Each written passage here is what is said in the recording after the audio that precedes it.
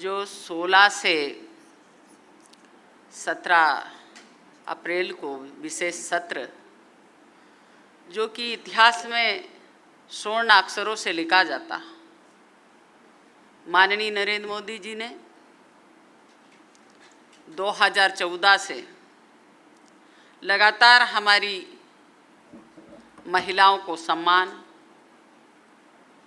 और उनको हर क्षेत्र में आगे बढ़ाने का काम किया है। नारी शक्ति वंदन अधिनियम जब 2023 में, क्योंकि उस समय उनको लगता था और चुनाव था, तो विपक्ष को लगा कि अगर हम इसका विरोध करेंगे तो सर्वसम्मति से सबने पास किया। अब जब मौका आया, क्योंकि देश में हमारी आधी आबादी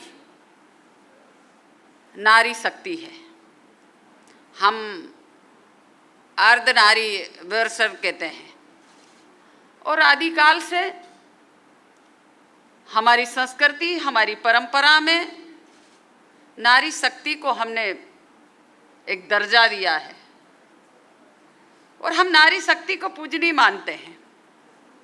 आज से नहीं, आदिकाल से। माननीय नरेंद्र मोदी जी ने हर योजना में महिलाओं को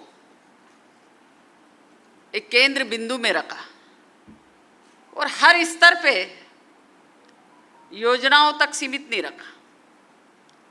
2014 से हम लगातार देखते हैं, स्वच्छ भारत की घोषणा की, 12 करोड़ से अधिक शौचालय बना है। महिलाओं का सम्मान में उन्होंने आज यहाँ तक सीमित नहीं रखा। आज हम पूरे भारतवर्ष की बात करें तो कम से कम 90 लाख बचत समूह हैं, उनके माध्यम से 10 करोड़ महिलाएं जुड़ी हुई हैं। और मुद्रा बैंक की योजना की बात करें तो 70% महिलाएं लोन लेके अपना स्वयं का रोजगार कर रही है। महिलाएं बचत समूह, स्टार्टअप और यहाँ तक जनधन खाते की बात करें, मैं ग्रामीण परिवेश क्षेत्र से आती हूँ। मैं आज कहना चाहती हूँ कि कैसे क्षेत्र से आती हूँ जहाँ दूर तक राजनीति का मेरे लिए कोई आसार नहीं थे, नई राजनीतिक मेरा बैकग्राउंड था, जहाँ 40 घर की बस्ती की रहने वाली महिला,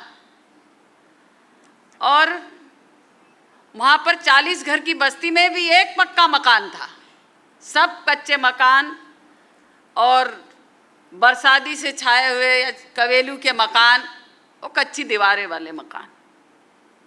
आज की स्थिति बताना चाहूँगी कि आज अगर आप मेरे गांव में जाना चाहोगे तो आपको एक भी कच्चा मकान नहीं मिलेगा, सब पक्के मकान हैं। ये मोदी सरकार का कमाल है। और आज ग्रामीण क्षेत्र में हम जाएं देखें तो आज महिलाओं को मोदी जी के प्रति विश्वास और सम्मान है, और मोदी जी के प्रति उनको अटूट विश्वास है।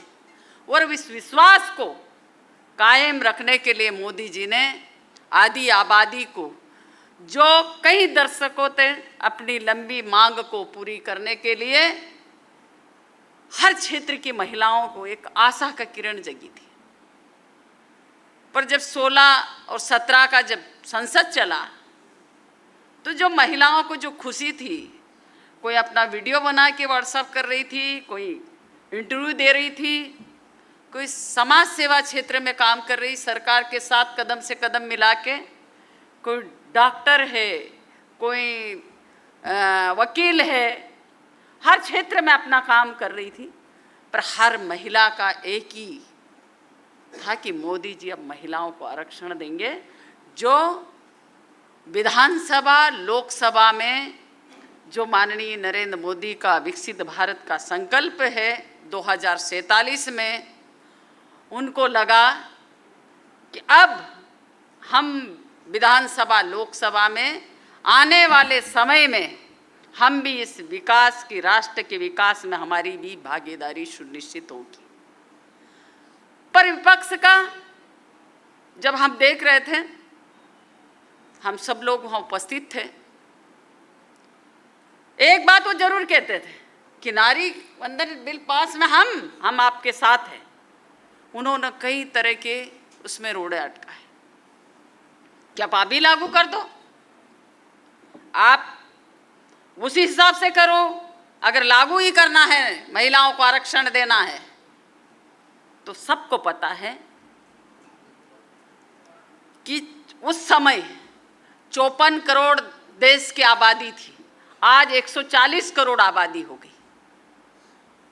और फिर इसमें कांग्रेस, समाजवादी पार्टी, तृणमूल कांग्रेस, डीएमके, उनको सबको ये लगता था कि अगर हम समर्थन करते हैं तो हमारे राज्यों का नुकसान होगा। माननीय प्रधानमंत्री जी नरेंद्र मोदी जी ने और माननीय हमारे गृह मंत्री अमित शाह जी ने स्पष्ट रूप से दो बार वहाँ पर एक्सप्लेन किया कि अगर आपको ऐसा लगता है तो हम इस बात को दावे से कह सकते हैं कि किसी भी राज्य का, किसी भी प्रदेश का, किसी राज्य का कभी कोई नुकसान नहीं होगा। उसके बावजूद भी इन लोगों ने और बहाने करे और बार बार सबको हमने मौका दिया। जब बात प्रतिपक्ष नेता की जब बोलने की बात आई तो आपने सुना होगा या सुन सकते हैं, उनको बोलने की जब बारी आई तो प्रधानमंत्री को जादूगर के रूप में, एक प्रधानमंत्री है देश का, उसको आप जादूगर बताते हैं। प्रतिपक्ष का जो रवैया उस समय था एक देखने लायक था। और हमको ऐसा शर्म से हम झुक रहे थे कि क्या प्रतिपक्ष का नेता किस तरीके से वक्तव्य एक सर्वोच्च सदन में दे रहा है और प्रधानमंत्री के लिए ऐसे शब्द को उपयोग कर रहा है। माननीय प्रधानमंत्री जी ने हर तरफ से विपक्ष को कहा कि आपको अगर ऐसा लगता है कि हमने, अगर मोदी जी अकेला श्रेय ले रहा है, तो आपको मैं विश्वास दिलाता हूं पूरी तरह से और एक एक सदस्य को कि अगर हमको हमारे राष्ट्र का विकास करना है और हमको नारी शक्ति को उनका हक हम दे नहीं रहे, उनका अधिकार हमसे अधिकार दे नहीं रहे, उनका अधिकार है, हमको देना नहीं है, वो ले रही है, तो हमको सर्वसम्मति से इस नारी वंदन बिल पास करके उनको आधी आबादी का उनका हक दे रहे हो, आप उपकार नहीं कर रहे हो। ये माननीय मोदी जी ने और कहा कि मैं सबसे निवेदन करता हूं कि आप लोग सर्वसम्मति से आप इसको पास करें। महिलाएं आपको भी, आपकी पार्टी को भी आने वाले समय में आपके साथ रहेगी। आज नारी शक्ति को जो उनको आशा जगी थी, हर तरफ पूरे देश में एक तरह से उनके खुशी का एक ठिकाना नहीं था, पर जब वो बिल जब गिरा तो हर किसी को हमको लगा कि अब पहले ही पता लग गया कि अब पास नहीं होगा। तो तब सबके मन में निराशा छाई गई थी और विपक्ष उस समय टकारे बजा के जश्न मना रहा था। एक आधी आबादी को आप निराश करके आप आगे की राजनीति कर पाओगे? महिलाओं ने सब दुख सहन करा है नारी शक्ति ने, पर कभी अपना अपमान सहन नहीं करेगी और आने वाले समय में इसका मुंह तोड़ जवाब कांग्रेस को और समाजवादी पार्टी और तृणमूल कांग्रेस और टीएमसी को जरूर देगी। आज मैं बताना चाहती हूँ कि माननीय नरेंद्र मोदी जी ने महिलाओं को योजनाओं नी आपने नौकरी में, आज अगर हमारी महिलाएं कर्मचारी है उनको 12 सप्ताह अवकाश का था, उसको 26 सप्ताह करा, ताकि नारी शक्ति आगे बढ़ सके, उसका स्वास्थ्य सही रहे, घर पालन पोषण बच्चों का कर सके। यहीं तक सीमित नहीं, उन्होंने नौकरी में आने वाले समय में आगे चल के अब जो मिलिट्री में जब भर्ती होगी तब महिलाओं को भी वो अधिकार दिया गया। हमने आने वाले समय में देखा है कि 2 महिलाओं ने उस पूरे देश जो पाकिस्तान को 2 महिलाओं ने ये बता दिया कि महिला के अंदर क्या शक्ति होती है। तो देश को और पूरे विश्व ने देखा कि नारी के शक्ति की कोई अपार शक्ति होती, उसकी कोई सीमा नहीं होती। तो जब नारी को आपने नाराज किया है और हर बार ये बहाना करा, जब हमको पता है कि जब 54 करोड़ की आबादी अब बढ़ के 140 होगी तो उसका परिसीमन तो जरूरी है, और जरूरी है परिसीमन जाति जनगणना, और उसको कहें कि हम बीच में लागू करें, 2024 में क्यों नहीं करा। जब तक जनगणना नहीं होगी, आपकी जातिगत समीकरण नहीं बनेगा, तब तक आप किसी भाव में 24 में आप परिसीमन नहीं, ये इसका आरक्षण नहीं लागू कर सकते। 3 अमेंडमेंट थे और 3 ही अमेंडमेंट ये था कि एक तो जनसंख्या का था, दूसरा कि उसको जातिगत में ढालना था, और परिसीमन का है कि किसी का भी नुकसान नहीं होता, क्योंकि सीटें बढ़ती और सबकी अलग अलग सीटें बढ़ती, और जहाँ पर 29 से 30 है तो वो ज़्यादा बढ़ती, पर किसी का नुकसान होने की कोई संभावना नहीं थी। और जब तक परिसीमन नहीं होगा तब तक नारी शक्ति वंदन अधिनियम लागू नहीं होगा।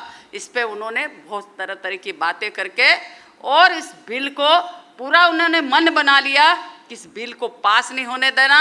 अगर पास होता है तो किसने करा, तो मोदी जी ने करा, जबकि मोदी जी ने स्पष्ट रूप से वक्तव्य में, अपने वक्तव्य में कहा कि मैं सर्वसहमति से ये कहना चाहता हूँ कि आप लोगों के सहयोग से, और मैं पूरा विज्ञापन दूंगा कि सबकी सर्वसहमति से पास हुआ और सबको इसको सरे, क्योंकि दलगत राजनीति मत करो, आप ऊपर उठ के राजनीति करो, ये माननीय नरेंद्र मोदी ने कहा।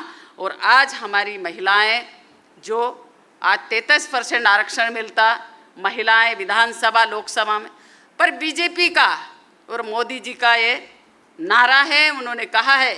और जब रात को उन्होंने संबोधित किया राष्ट्र को, तो तब उनके अंदर एक पीड़ा थी कि महिलाओं को आज मैं किस दुख से कहना चाहता हूँ, और ये पीड़ा उनके अंदर झलक रही थी। और उन्होंने कहा कि हम कभी झुकेंगे नहीं, रुकेंगे नहीं, और ये करके दिखाएंगे। आने वाले समय में हमारी बहनों को जरूर इंसाफ मिलेगा, ऐसा ही मैं कहना चाहती हूँ। बहुत बहुत धन्यवाद।